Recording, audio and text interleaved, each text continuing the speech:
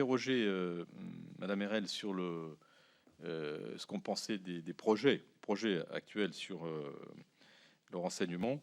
Bon, je dirais là, il faut attendre d'y voir un peu plus clair pour se prononcer, mais peut-être deux considérations de principe, je dirais. La première, c'est que, et bien évidemment, nous, on est toujours assez réticents à l'idée de voir s'installer dans nos réseaux et dans nos équipements des équipements étrangers, si je puis dire, entre guillemets.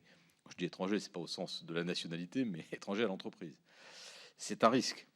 C'est un risque de rupture, je dirais, de la capacité de maintenance et d'architecture aussi cohérente d'un réseau. Et donc, je pense que ça, il faudra bien réfléchir à ça parce que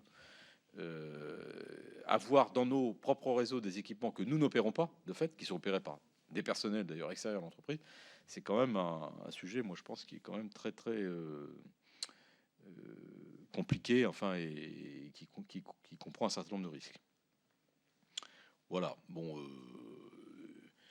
tout ça est quand même soumis à beaucoup de contrôles aussi, à l'ANSSI, et donc je dirais que, après, sur le plan purement technique, sans rentrer dans des débats que vous connaissez entre la pêche au chalut et la pêche à la mouche, si je puis dire, c'est très difficile parce que on est face à une explosion considérable des échanges de communication.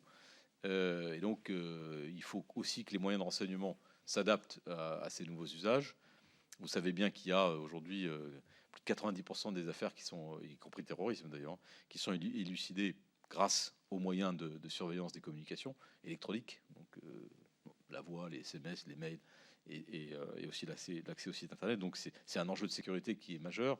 On ne peut que le comprendre. Après, dans les solutions techniques qui sont mises en œuvre, bah, je dirais que bien sûr qu'il faut avoir des protections nécessaires à la vie privée, au respect de la vie privée. J'entendais encore ce matin des débats sur le sujet. Je pense que c'est plus dans la mise en œuvre, dans l'exécution des choses que dans les dispositifs eux-mêmes qu'on pourra rechercher ces équilibres qui ne sont quand même pas toujours faciles en regardant ce qui se passe un peu en dehors de notre pays.